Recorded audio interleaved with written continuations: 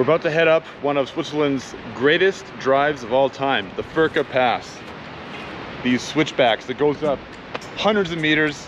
This is just the start of it though. It goes on for quite a while after that, but this looks fun. Let's get into it. We are in Europe, traveling around for 30 days, visiting some of the top destinations.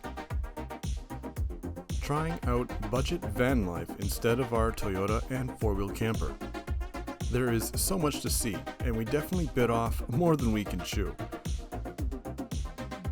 The views are amazing, and especially on some of the top drives in the world. But the weather is also challenging us. We are Travis and Lindsay, and we are just traveling.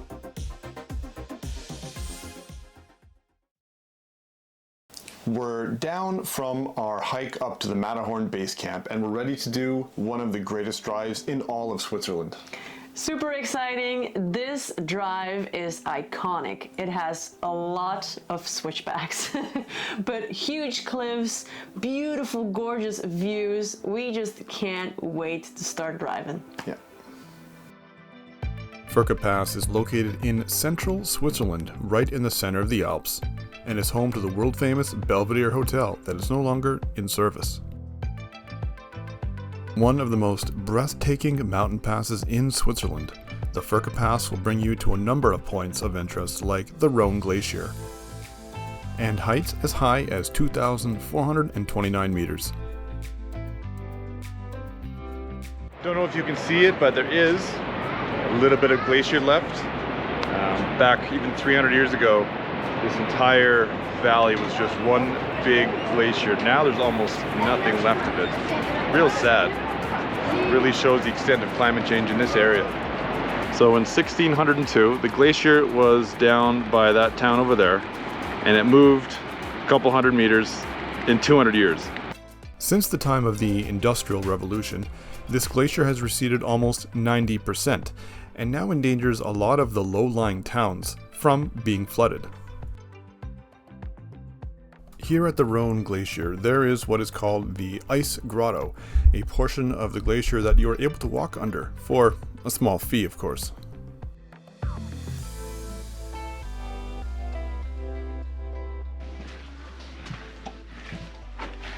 Yeah, it's cold. It's cold in here. You can just hear it melt. Yeah. It's cool though, you can really look through it. Super cool, super cool. Even with the sheets on it, it's still melting like crazy. The ultraviolet resistant overhead sheets are placed during the summer months to slow the rate of glacial melt, but it's only that, slowing. Soon this tourist spot will be no more. It's just melting everywhere. Melting. This glacier is not going to be around for long. We can only imagine how impressive this area must have been 200 years ago, but for now, we're just happy to be able to have seen it in a state where we can still enjoy it. And now for the other reason why tourists used to flock this area. And Furka Pass is home to the Hotel Belvedere, world famous. Used to be very popular in the 19th and 20th centuries, but has now become nothing more than a tourist attraction. Due to the glacier receding, that's the only attraction here. No one comes up here anymore. Another thing Furka Pass is famous for is James Bond. Sean Connery did a car chase along this in one of his movies, so that's something, another reason why I wanted to come down on this road. Let's do the rest of it and see how it goes.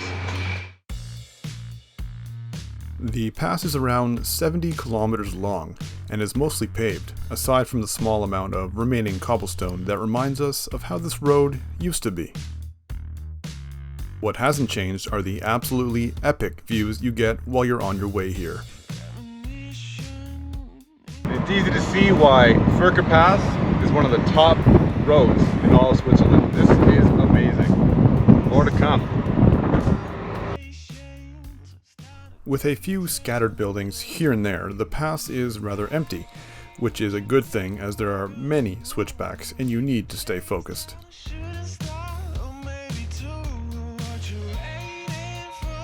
Around every corner here, you're gifted with a different angle of the amazing valley below.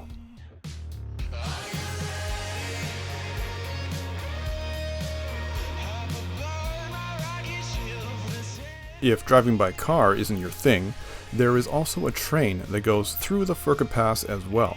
And if there's one thing I can say for sure, is that there is no bad way to experience this amazing place.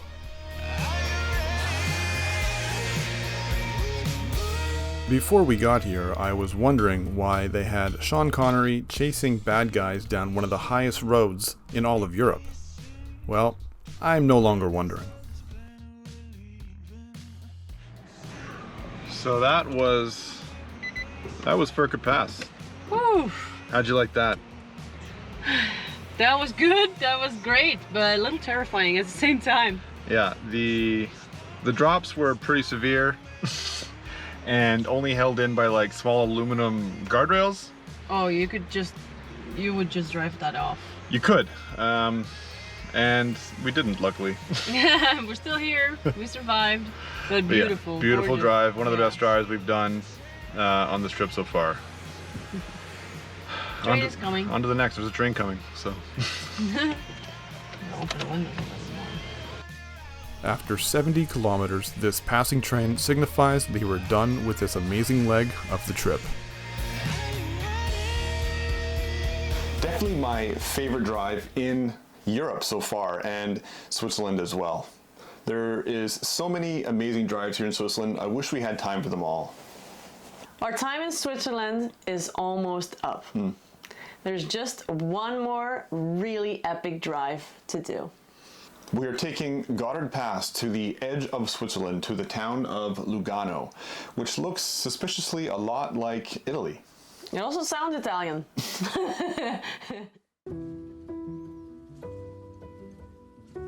From one amazing drive to another, we are taking the route through the Gotthard Pass to our camp spot on top of Monte Bre.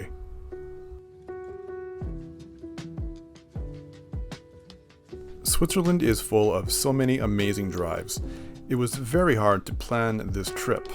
The Alps extend from one edge of Europe to the other, and 30 days seems like such a minuscule time to see so much.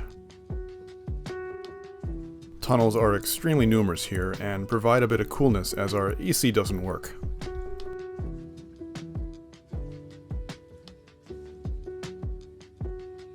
So we're done driving for the day after hours and hours of switchbacks and beautiful views. We're sitting here overlooking a lake in Italy, about to eat some... It's Italy, Switzerland. Yeah, Still. Italy, well, we're in Switzerland, but we're looking at Italy. We're surrounded by Italy. The view is amazing. Gonna have some ice cream Ooh. to end the day. It's actually really good. It's apparently really good. So that's gonna be it. It's a bit melted though. Chef cook Travis McLeod. Chef McLeod with sous chef Lindsay Lucine. Yeah. Only difference is the sous chef is not doing much right now. We are having dinner with this amazing, incredible view. It's insane. But to be fair, the first hour when we got here, for me, it was really hard to enjoy it because it was another hour of switchbacks driving up. I've been the only driver on this trip because Travis doesn't have his international driver's license. Because that's a little bit complicated with Canada, apparently. So it either has been a full day of driving or a full day of hiking or a combination of the two. And I am absolutely exhausted. So we still have 17 days left. And we are thinking about changing our plans. We wanted to go to Slovenia. Maybe we don't want to go anymore. We just need to slow down. We need to do things differently. We don't know what it's gonna look like yet, but what we're gonna do first is enjoy this dinner and then enjoy this view with a nice sunset. We do this to ourselves. We want to see way too much for the time we give ourselves, and we end up burning ourselves out. But where are we headed next? perhaps Slovenia. But that is for another day. You'll have to find out on the next episode of Just Traveling.